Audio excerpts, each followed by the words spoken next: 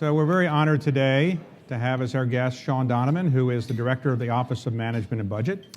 He is the 40th person to hold that job, and he assumed that job in July of 2014, confirmed by the Senate, 75-22. He previously served as Secretary of HUD, the 15th Secretary of HUD. Actually, he was confirmed for that position unanimously, so 22 people he may have offended while he was Secretary of HUD, but actually I doubt that. He was served from the beginning of the Obama administration until his appointment as OMB Director as the Secretary of HUD. Prior to serving as Secretary of HUD, he was the Commissioner of Housing Preservation and Development in New York City, known as the Housing Commissioner, and he had that position for 5 years during the Bloomberg administration.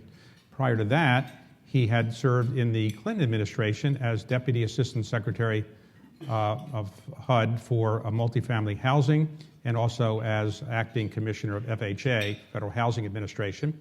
And he had worked prior to that in the private sector in New York City following graduation from Harvard, where he worked in various housing preservation and multifamily housing areas. He's a graduate of Dalton School in New York, Harvard College, Harvard Kennedy School, and the Harvard Graduate School of Design, where he got a degree in architecture.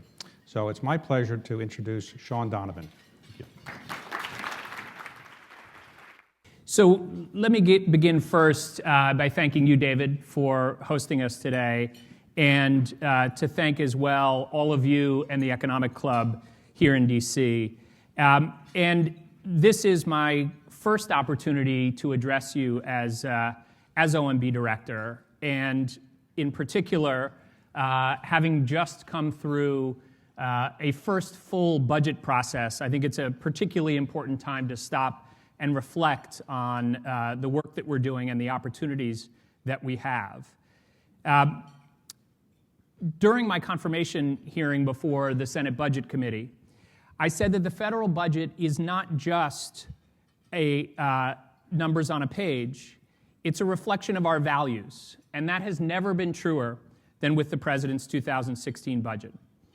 The ideas the President offers in this budget are designed to bring middle-class economics into the 21st century.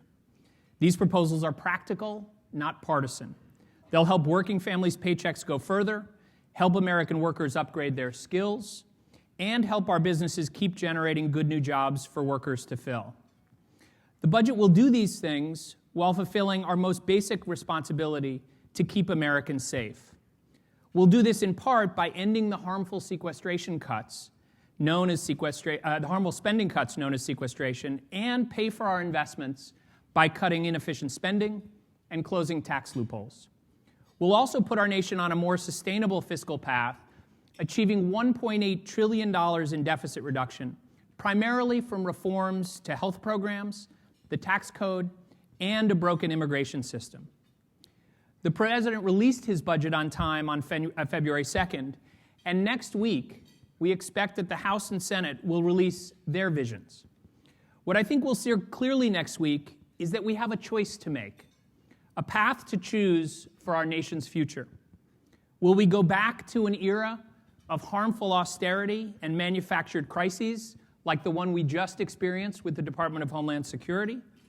Or will we work together to build on the progress that we've made since 2013?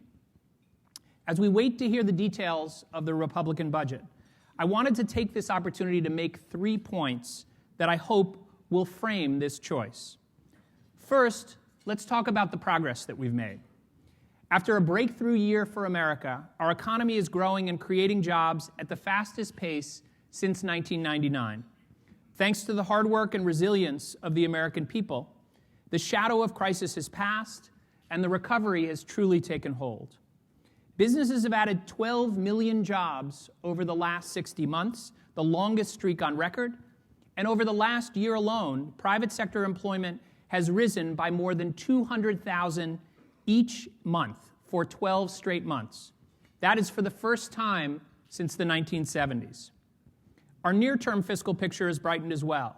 Since 2010, federal deficits have shrunk by about 2/3, the most rapid sustained deficit reduction since World War II. The 2014 deficit was 2.8 of gross domestic product, below the 40-year average, and more important, roughly the level consistent with a stable debt-to-GDP ratio. But what many people have missed, or simply aren't talking about, is that the medium and long-term budget outlook has improved as well. Since 2010, OMB's estimate of the 2020 deficit under current policies has come down by $491 billion, or about 40%. CBO's estimates have shrunk by similar amounts. And our estimate of the 25-year fiscal gap, as we call it, the amount of deficit reduction needed to put the nation's finances on a more stable footing for the next 25 years, has shrunk by an even larger percentage. Notably, only a tiny fraction of that improvement is due to sequestration.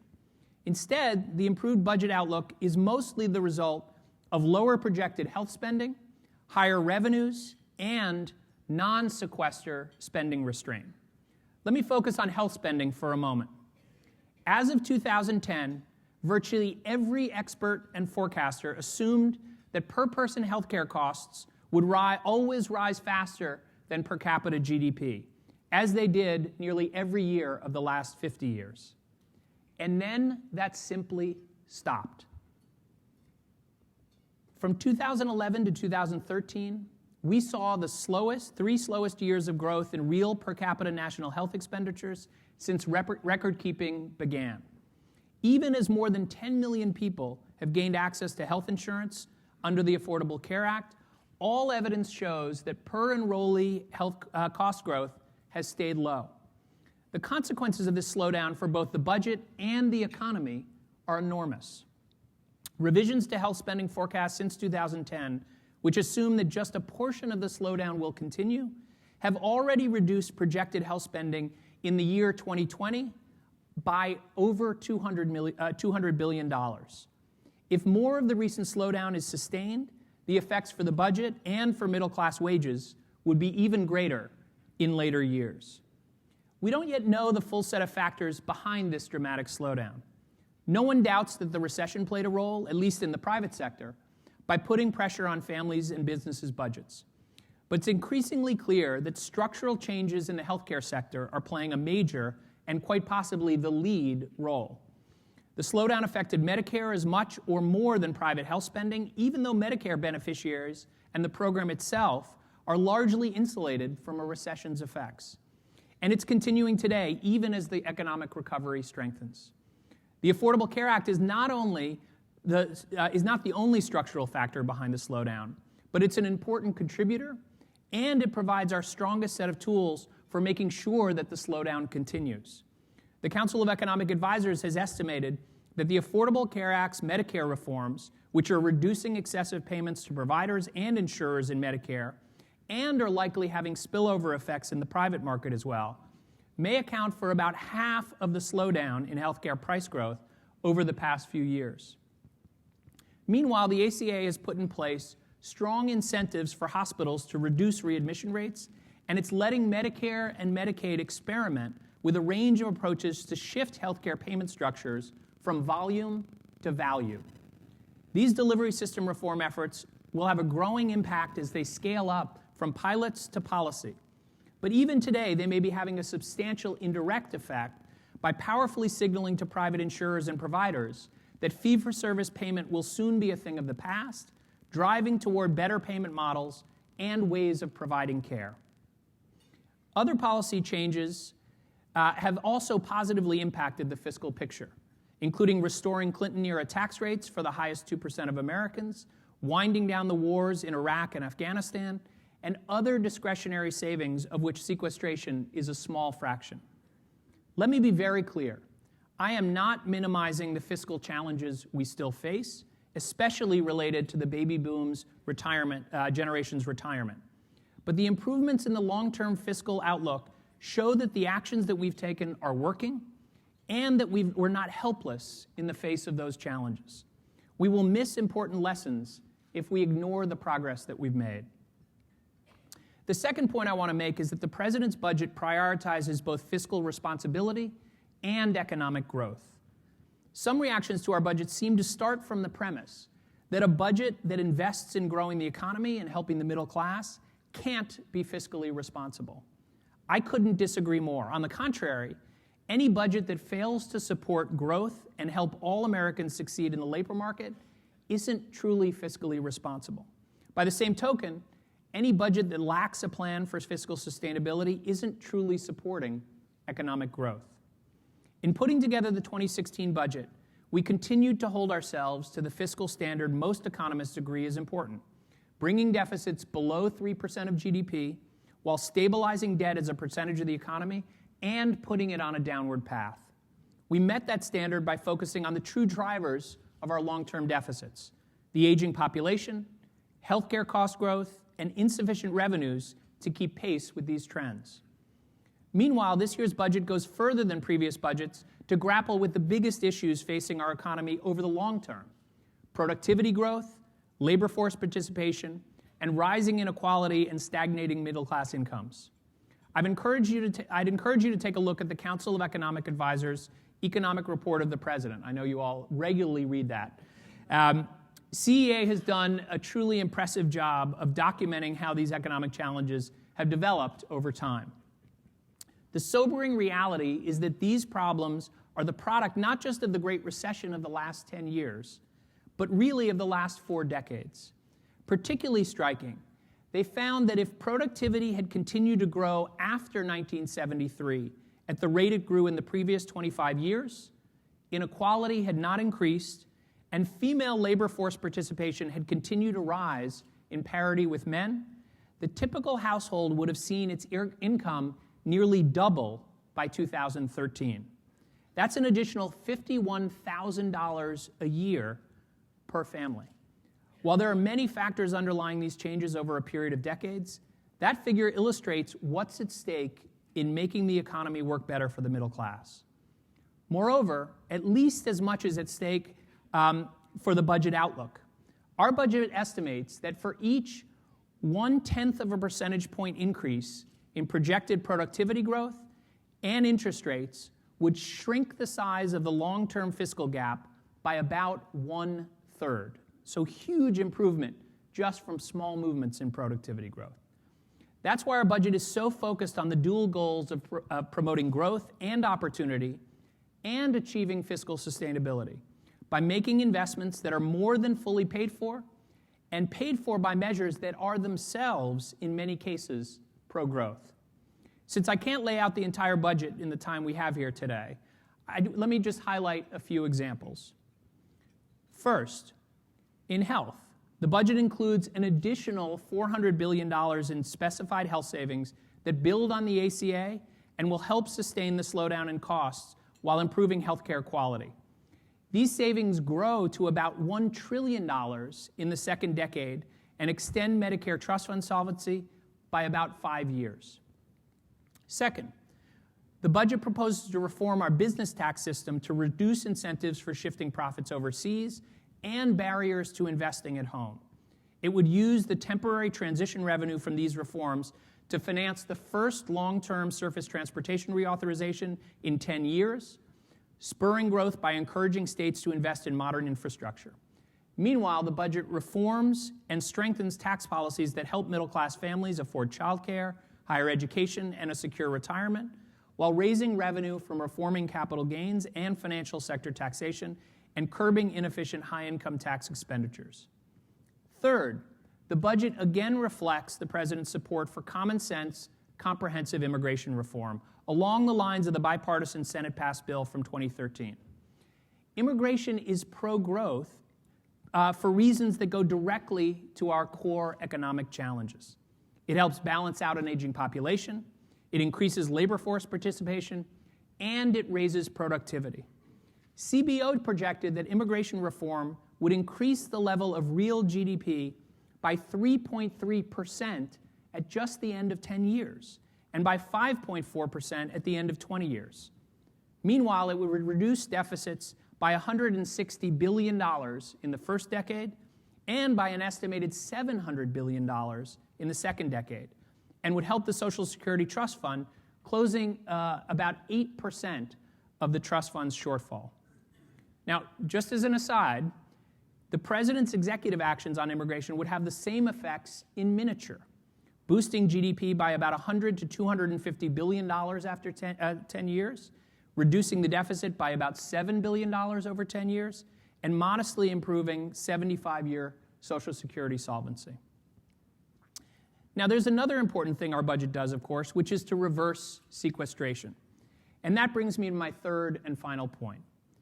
How we cope with the return of sequestration in 2016 is among the most important immediate budget choices we face for the near-term health of the economy and for our ability to make investments with long-term benefits. Let me briefly review the history.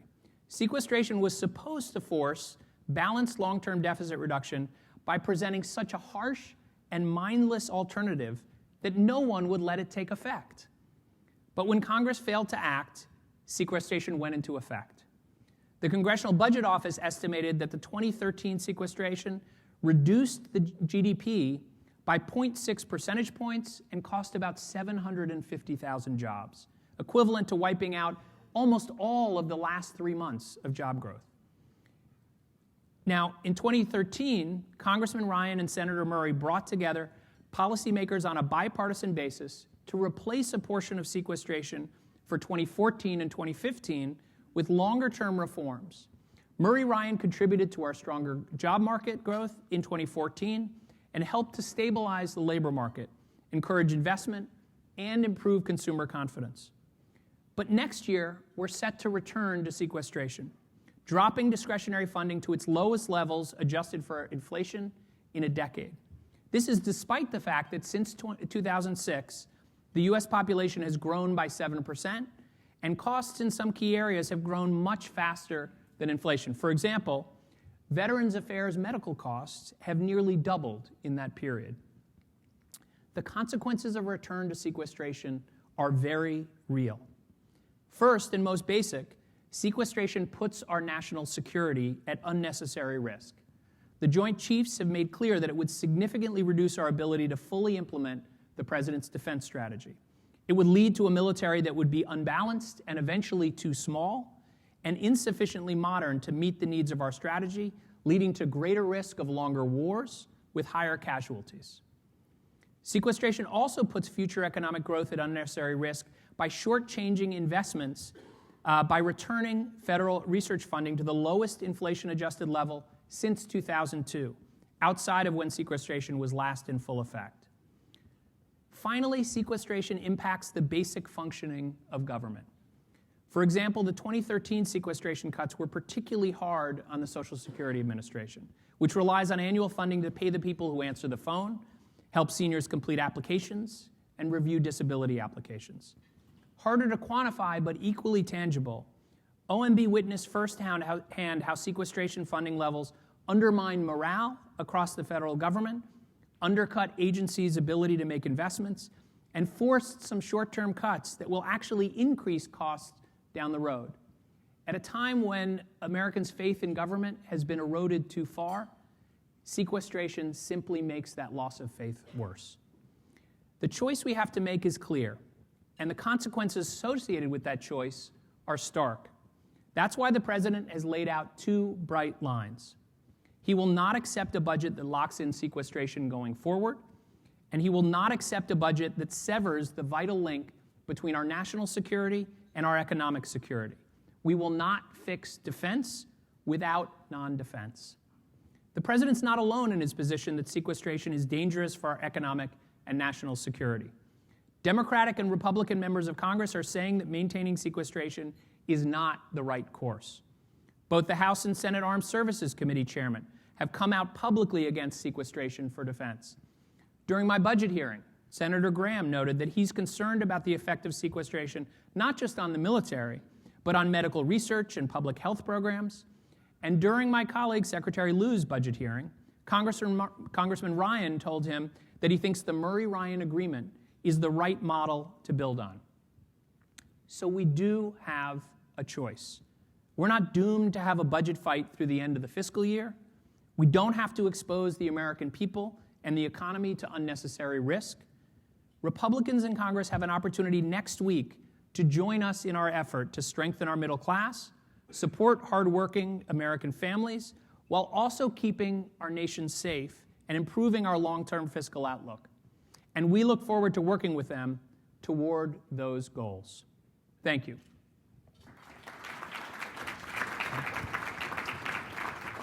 So let's start with the fact that you were Secretary of HUD, and as I mentioned, you were confirmed unanimously for that position. It's a job where you get to help people get housing and make people feel good. The job of Director of O&B is not one that people generally say is associated with making people feel good. Your job is generally to say no. So what were you thinking when they called you and said, would you like to be the head of O&B? Was there a graceful way to say no, or that wasn't in the cards? Well, I didn't call up Senator Rob Portman. I probably should have. He said in my confirmation hearing, congratulations, Shaun, you've been nominated to the worst job in Washington. Okay. He then went on to say it's also the best job in Washington. But, you know, it's clear to me, David, that you haven't been HUD secretary during the worst housing crisis of our lifetimes. Okay. I didn't always get to say yes to people at HUD either. Okay, So so I actually said yes very quickly to the president. Before we get into the substance of the budget, talk about the process. So people may not understand it. How long does it take to actually put the budget together? And do you actually sit down with the president, go through the issues, and do cabinet secretaries, when they object to what you say, can they go right to the president? Does that frequently happen? So, first of all, the process of putting together a federal budget is, I would say, probably the most remarkable and complex process I've ever been part of. In many ways, we're actually working on 3 budgets at the same time, so 3 years of budgets, because the planning takes so long.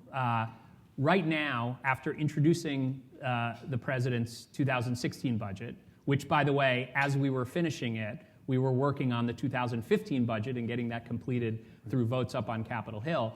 While we were doing that, agencies across the federal government are already planning for the 2017 budget.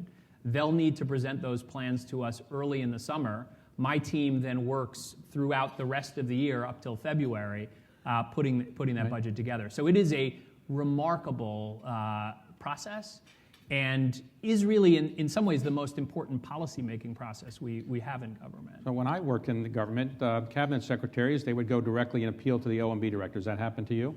Once or twice. Did you ever appeal to the O&B director when you were Secretary of HUD? Never. Never. Of course not. Okay. And all right, so and when I worked in government, when the cabinet secretaries didn't get what they wanted from O&B, there would be a meeting with the president, and staff people would sit there and they'd make their presentation. Does that ever happen in this administration where they get to appeal directly to the president in person? It has not happened in my experience. Okay. My hope is, and to be serious about this for a moment, having served as the head of a cabinet agency, as well as sitting now in this position, I think has actually given me a picture on both sides of this process in a way that O&B at its best is actually an enormously important tool for many agencies.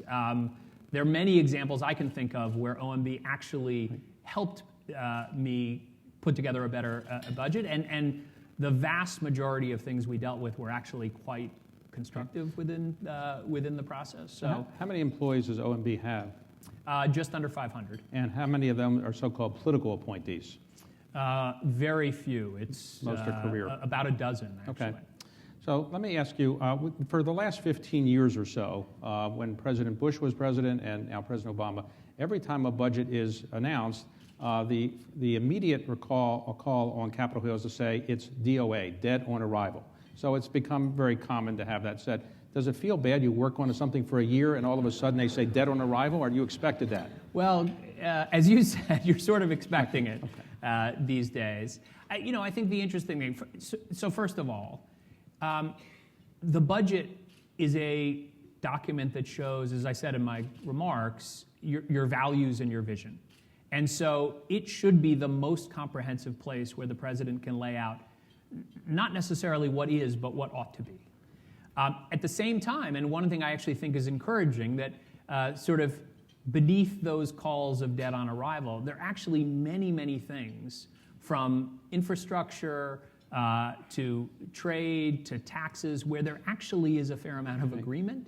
and where we're actually building on ideas that have come not just from Democrats but from Republicans. And I actually think in that sense, there are a range of ways that the budget has actually been effective to advance the potential for getting some legislation done. So in your budget, it's roughly a $4 trillion spending budget, and you have revenues of roughly $3.5 trillion. So that means you have a gap of $500 billion.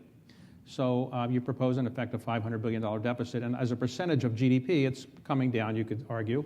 But under your budget, with the $500 billion you're proposing as a deficit, and over the next 10 years, you're adding $6 trillion to the deficit.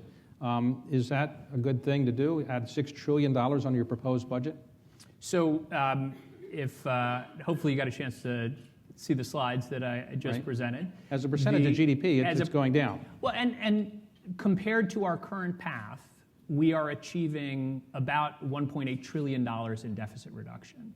And so we are making changes that are pushing us much closer to where we need to be, and in fact achieving what most, these are not our economists, most economists in the real world would say, if economists are in the real world, I guess that's an open question, but that say that putting debt on a stable and then declining path is the single most important step that we can take. Well, during the Clinton administration, you served in the Clinton administration, you may remember there was a fight between President Clinton and Newt Gingrich over when the budget should be balanced. And originally the fight was that President Clinton said we can balance it in 10 years, and Newt Gingrich said no, we can balance it in 7 years, and ultimately it went to 7 years, but actually they balanced it in about 2 or 3 years after that. But under your budget, there is no proposal to actually get the budget balanced even in 10 years. So why is there no effort, not just by the administration, but people in Congress to talk about a balanced budget anymore at all? No one seems to talk about it. Well, look, it's a couple things. First of all, remember where we started, right? We had a deficit that was close to 10% of GDP. It's come down by roughly 2/3. We've seen the fastest deficit reduction in the last 50 years, basically since World War II, actually. That period right after. So we've actually achieved a great deal. And as I laid out, that's not just in the short term, it's in the long term. The other critical thing we have to remember here is that we are in the teeth of, and we weren't yet during the Clinton administration, we are in the teeth of the effects of the baby boom generation and what that will mean for our programs. And that is basically happening for the next few decades. And so we have to do a combination of things that we're doing in our budget. We have to bring down healthcare costs. We have to bring in more workers to balance all our retirees. That's what immigration is about. And we have to get revenues to a place where we can keep our promises to those seniors. Now, having said that, what we have done in the budget is to lay out a series of strategies, and I talked about some of them, that start to have real effects in 10 years, but actually accelerate dramatically in the second decade and the third decade. And many of those actually we can't score yet, right? How effective will delivery system reform be? Healthcare costs are the single most important driver. We've laid the groundwork for much more progress on that, things that we can't score yet. But we have, I think, really focused on the most important things that will grow in the out years. And we need to work collaboratively in Congress to get those passed. Now, you mentioned scoring. For those who may not be experts in budget tiering, you ask people what something will cost, and they come back with a number. And how much confidence do you actually have that people can project 10 years in the future what something will cost? Well, there are many who are calling for us to do 30-year budgeting. And in some cases, we look out 75 years for Social Security and in other areas. The truth is that there are some things that we know pretty well, and there's lots of estimating that's involved. And the fact is, we know we're going to be wrong. The question is, how do we plan for and look at those ranges? Well, for a number of years, the federal government's had 10-year budgeting, which means that we project out for 10 years what the costs are going to be, revenues and so forth. But some people say that you can back end things. You can put some of the bad news in years 7, 8, and 9, and the good news in the early years. So do you think we'd be better if we had 5-year budgeting, or is 10-year budgeting really appropriate? Look, I think in a world where, and let's recognize where we are, discretionary spending, I think there's broad agreement, Republican, Democrat, is not the problem. the sort of short-term decisions that we're making about how much we spend on education and research and all those critical things, there's pretty broad agreement. Infrastructure, we're not doing enough to invest in those things. The real issues are the longer-term drivers, and so I actually believe, even if there's uncertainty, it's critical for us to be looking out in that sort of medium to long term if we're actually going to get to the challenges that are really driving our deficits and debt. Now, you mentioned in your presentation, and you've said in your testimony, that the Affordable Care Act has reduced health care costs below what people actually thought it would be. In fact, there's some savings there. But let's suppose the Supreme Court says Affordable Care Act as written doesn't really work, and they overrule the government's position in the case now before the Supreme Court. Do you have a contingency plan to deal with that? Well, first of all, the law is working, and we're implementing it according to the law. So that would be a terribly flawed decision if that's where they ended up. Second, to be frank, David, there is no way to fix that problem that wouldn't imperil the health insurance of millions and millions of families. The idea that somehow there's a contingency plan that could fix it is flawed as well, frankly. So let's talk about sequestration for a moment. The U.S. economy is in reasonable shape compared to virtually any other economy in the developed world. We're going to grow maybe at 3% this year. Inflation's under 1.5%. You've got unemployment rate about 5.5%, as low as it's been in many, many years. So all that's happened with sequestration in place. So some people would say, well, why not just keep it in place because we're doing pretty well with it? Well, actually, that's happened when we lifted at least a significant portion of sequestration. Again, and it isn't just the austerity that was produced by sequestration. That alone, and don't take my word for it, the numbers I cited from sequestration, 750,000 jobs lost based on that. It also is the uncertainty by the way that we were budgeting, the sort of manufactured crises, and you can see a direct impact that has on consumer confidence, on business confidence.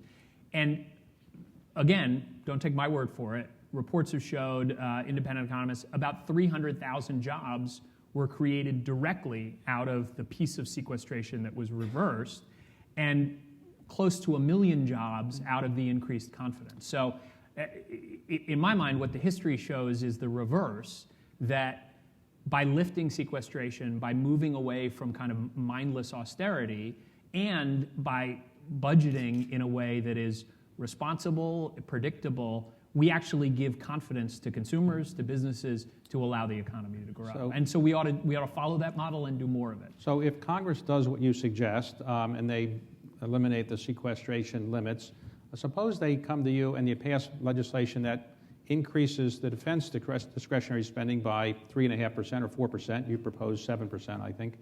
But domestic spending is increased by less than the defense. Would you recommend a veto if it wasn't one for one? From our perspective, you cannot separate our national security from our economic security. And two different points I would make on that. First of all, and we talk sort of generally about this defense and non-defense, let's remember what's on the so-called non-defense side of the budget. Veterans, Homeland Security, a broad range of things that are actually intimately connected to our national security. But I think even more importantly, and don't take my word for it, ask the Secretary of Defense and a range of others, if we're not educating our kids, if we're not investing in research, if we're not building infrastructure, if we're not doing all the things that are going to grow our economy, we're not going to secure the country's future in the international stage. Think about what's happening in Ukraine, in a range of other places around the world. We actually use military power and economic power in very aligned ways. And both of those are critical to protecting our future, not just the defense budget alone. But you would think it should be even, is your point. Any increase should be roughly parallel.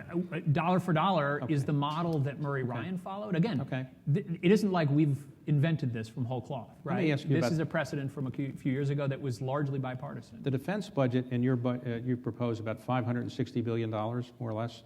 So explain to me why, and I know you didn't invent this, the defense budget is $560 billion on your proposal. But you have another $50-some billion in OCO, which is overseas contingency operations. Okay, why is it that your homework. Why is it that we have to have $50 billion for war that doesn't count in the defense budget? I mean, why not just lump it in there and say it's $600 billion? Why don't we do that? It's a very good question, and in fact, in our budget this year, we proposed a plan to eliminate OCO and to put it all back into the base defense budget. Look, the truth is that this came out of originally the so-called war on terror and kind of emergency account that could be used for crises that didn't count against the caps was created. It was over $180 billion when the president came into office. What we're proposing for this coming year is $51 billion. So that alone, we've reduced the cost by well over $100 billion. But we agree that we ought to be planning for the defense budget in the same way we plan for every other budget, and we ought to, over the next few years, eliminate this OCO account and put it back into the base defense budget. Let's talk about everybody's favorite subject, tax increases. You proposed tax increases, which some people say would be tax increases of $1.4 trillion over 10 years, but that's a 10-year number, so let's talk about this year. You propose an increase in the capital gains rate and the dividend rate. Do you think there's a chance that that would actually happen this year, or that's just what you would like to happen? Well, one way to look at it is if the capital gains rate was good enough for President Reagan. We think it's good enough to do now. What we're proposing is to go back to the same capital gains rate. I think more importantly, and I referenced this in my remarks, there are things that we can do to raise revenues that actually also contribute to economic growth. And so just think about this so-called stepped-up basis. Right now, what we basically have is a system where if you can hold an asset in a relatively illiquid form until your death, you can pass it on, and the basis gets stepped up to the then market value for the purpose of capital gains taxes. And hasn't that been the law for like 100 years or so? It has, but just because we've always done it doesn't mean we should always keep doing it, right? And here's the thing. If you're somebody who actually needs to access that asset, i.e. somebody who's low, moderate income, middle class, you don't have that same option often because you need to either liquidate or move that asset during your lifetime. And you're going to pay a very different capital gains rate. But I think equally important is that what the tax code is actually doing is encouraging people to take what could otherwise be productive investment in our economy and to hold it in relatively illiquid forms, not only for their lifetime, but often over multiple lifetimes. And that, we think that thinking of ways to both increase the revenues that we need to support many other critical investments, middle-class tax cuts, but at the same time, that will make our economy more dynamic and encourage growth. Those are the kinds of things we ought to be doing. How do you deal with the famous example of the family farm? Somebody has a family farm, it's worth $20 million. The father dies and leaves it to his children. They're going to have to liquefy, won't they? And how isn't that going to be destructive to family farming? A couple ways. First of all, the examples that you're talking about are very, very few in number, and they can be dealt with relatively easily. You can have a limit. We propose about $500,000 where they would be exempt from this. And you can also, for closely held family businesses, you can allow taxes to be paid over a significant period of time rather than doing it all at once. Right. The famous issue that people have talked about for years is the repatriation of dollars overseas that companies have parked overseas, $1 trillion or maybe even more than that. So under your proposal, if you don't bring it back, you're going to be taxed just for keeping it there. Is that right? In other words, you keep the money there, you're still going to impose it as a 13% tax on the money that's already there. Is that right? So it's a 14% toll charge, which is if you repatriate. Actually, you don't. Even if you don't repatriate, but there will be a charge, a one-time charge for those. Future earnings would be at a higher rate, and what we're proposing to do. And by the way, this is a structure that is very consistent with both Democrats and Republicans have supported a structure like this, where we would create a single clear minimum tax so that we're not in countries around the world, and we would basically rebate to you the taxes that you're paying overseas against that minimum But the tax novel rate. thing of your proposal, I thought, was that if you don't bring your money back, you're still going to be taxed. I thought the original idea that many people had talked about is you bring the money back and we'll give you a lower tax rate. You're doing both, is that right? Well, here's the problem. If it's a voluntary repatriation, basically you're saying you as a company have the option about whether to bring it back to the U.S. The problem with that is that not only will folks choose to keep a lot of that money overseas, it actually encourages keeping money overseas in future years. It leads to CBO scoring those proposals as costing potentially hundreds of billions of dollars.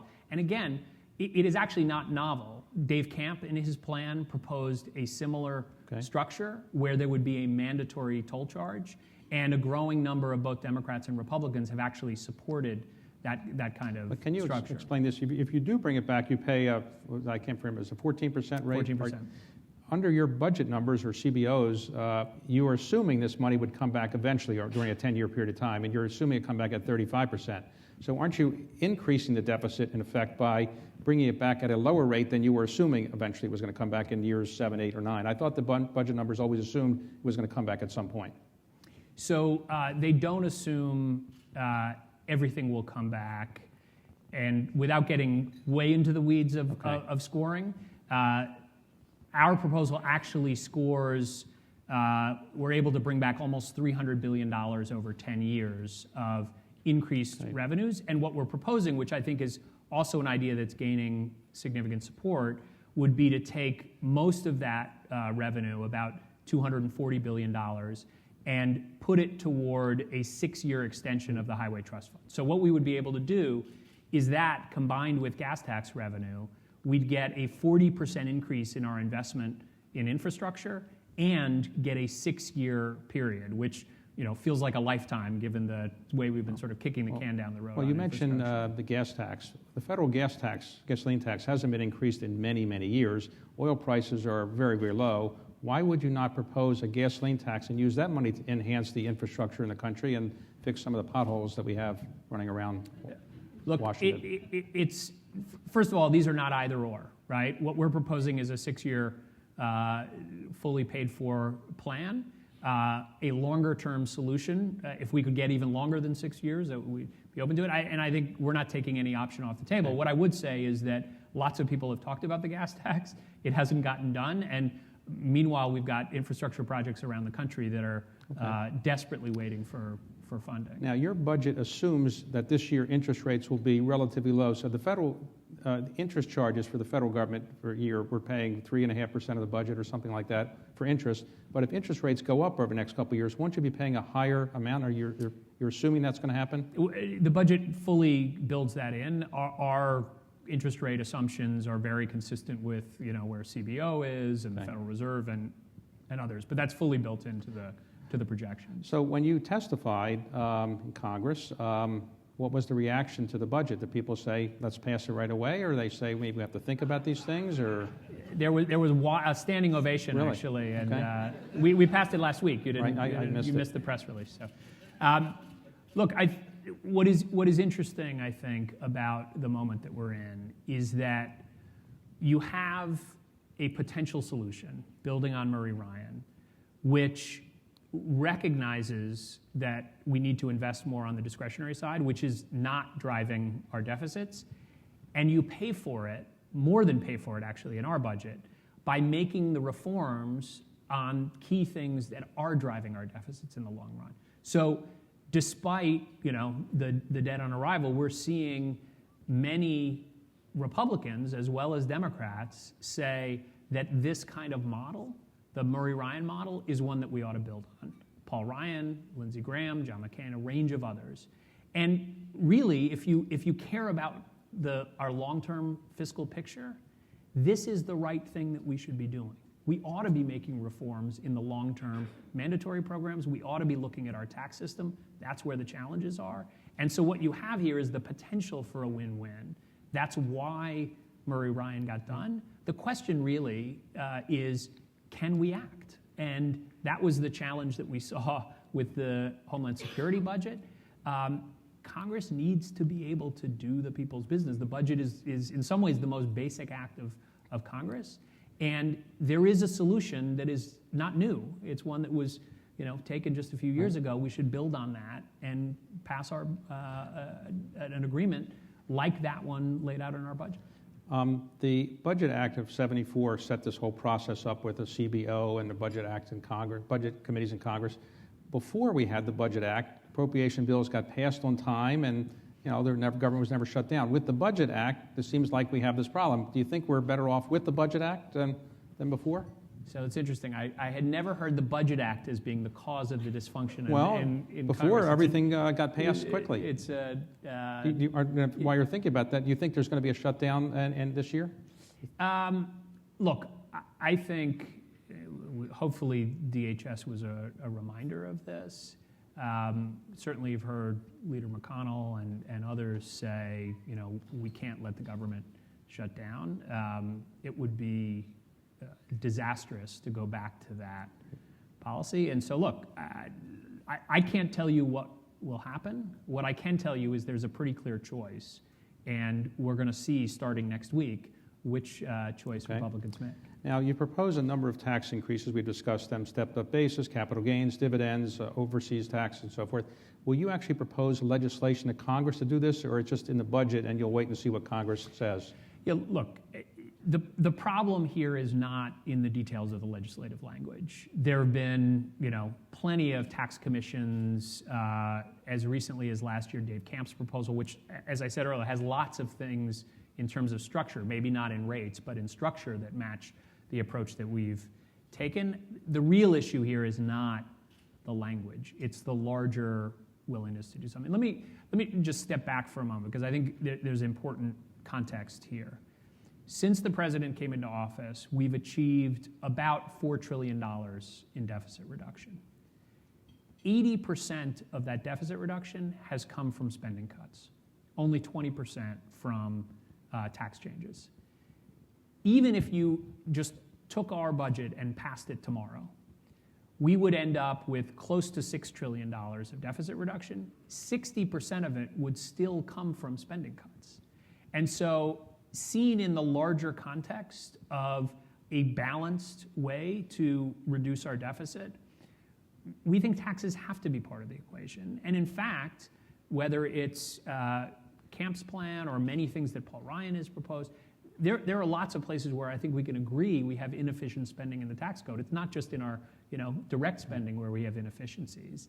And there's just no reason why we shouldn't take those on, particularly in the face of what are going to be long-run challenges with the baby boom's retirement. Remember, the last time we had a balanced budget during the Clinton administration, revenues were at 20% of GDP. We're well below that now. And so, unless you're being, dogmatic and ideological about it, taxes need to be part of the equation. But do you think the goal of having a balanced budget is one that the government should have? The goal that we should have is to ensure that we bring down our deficits and our debt over the long run. In the context of where we started, what the consequences of balancing the budget in 5 years or 10 years would be potentially disastrous to all the other critical investments we need to make in the economy. So, no pun intended here, but it's a balance of the approach. We are achieving the key fiscal metrics that most economists agree on: getting below 3% of GDP, stabilizing debt, and then putting it on a downward path. We're doing it through things that will grow in importance in the out years. But we can't, the goal of a budget is not just to balance. The goal of a budget should be to make the investments that we need to grow our economy, protect our national security, and we should do it in a fiscally responsible way. One of the initiatives that was new in your budget was $60 billion for community colleges. Essentially, you go to community college with no tuition effect. How would you pay for that?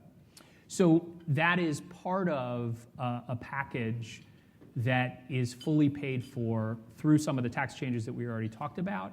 It includes a financial fee on large financial institutions. Again, something that was included in Dave Camp's plan last year. You like Dave Camp. You should bring him back. I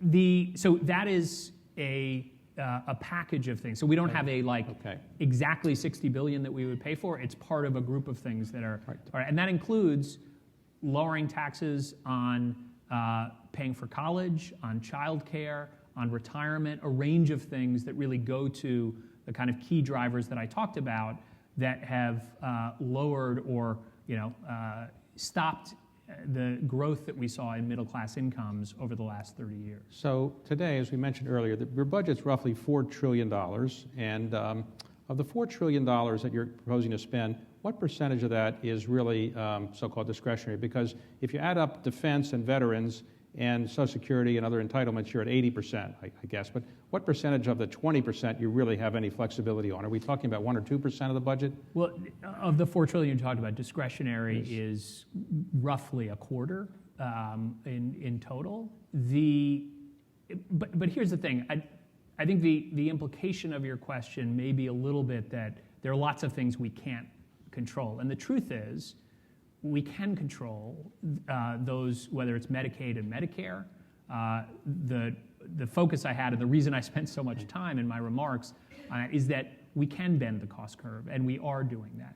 On defense, we've actually proposed a serious set of reforms, not just to our force structure and to our weapon systems, but also to healthcare and retirement for the military as well. Those are plans that haven't been enacted in past years, but there is a set of reforms that could get done if we got serious about controlling those costs. And today, what would you say is the prospect, and obviously you can't predict with certainty, that we won't get down to, at the end of the fiscal year, one big omnibus bill that deals with your budget and all the appropriations, as opposed to having the separate appropriation bills passed on a timely basis separately without one omnibus bill? Do you think there's any incentive or desire from Congress to do that?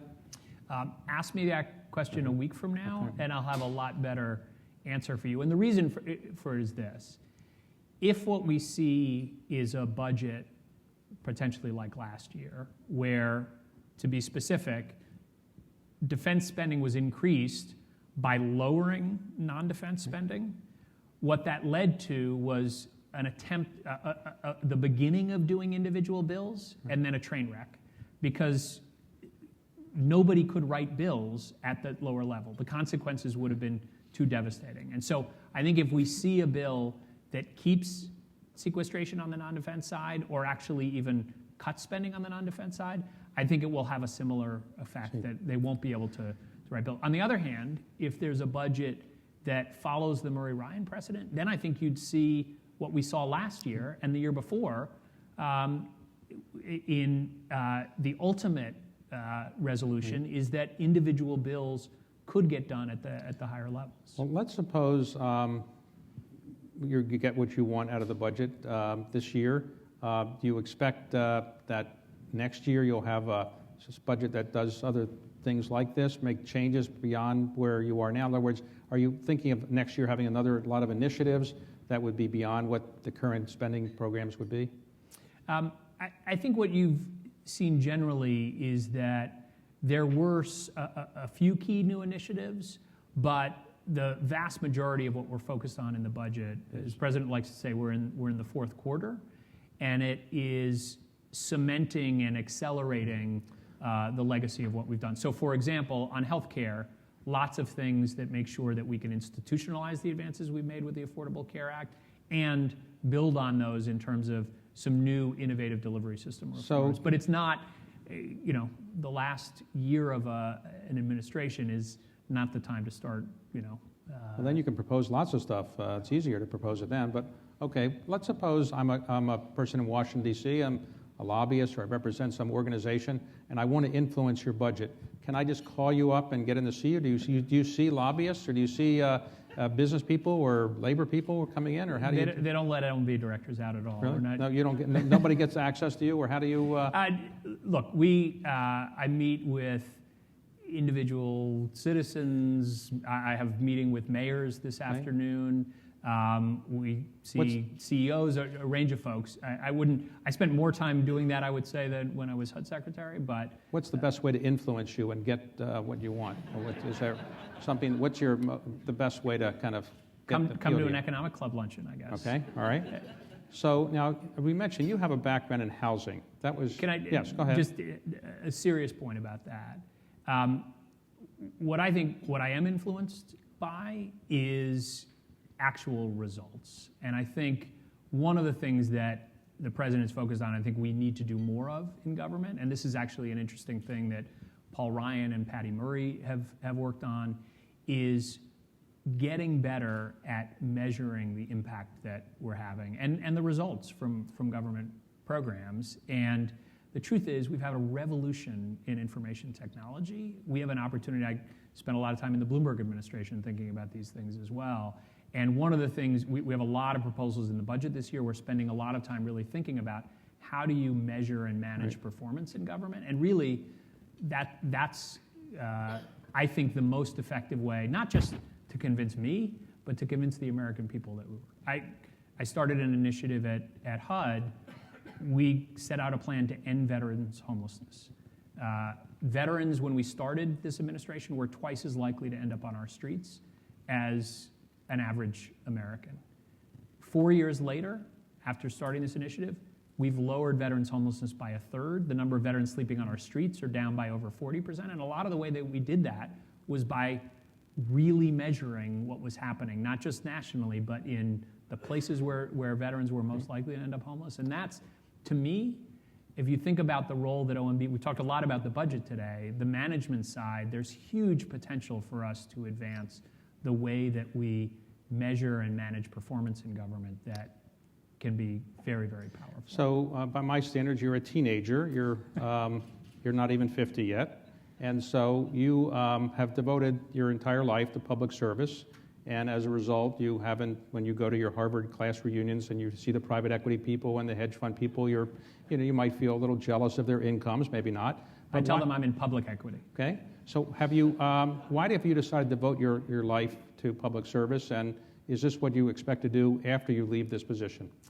I expect to nap when I'm done.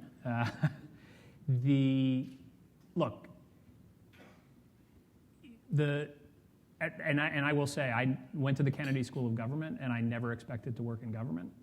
And I think too much in our society, the cynicism about government pervades what too many young people think about. The truth is, I get to wake up every day and think about how I can make a difference on really, really big issues at a scale that matter to millions of people. I have a lot of friends who've made a lot more money than me who, don't necessarily get to do that every day. So, and I actually feel enormously lucky to be a public servant. So you're not likely to join a private equity firm when you leave?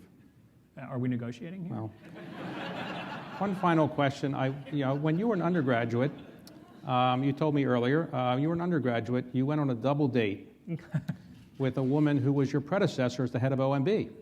That is correct. And did you ever think on that double date that both of you would have eventually become directors of Office of Management Budget? And what was that double date like? We actually planned it out on Really? the date, yeah. No, farthest thing from my mind would have been to end up as budget director. Okay. Well, I want to thank you for the job you're doing for the country. You obviously know this material very well, and I appreciate your taking the time here. My pleasure. Thank you for doing it. Thank you. Thank you. You did a great job.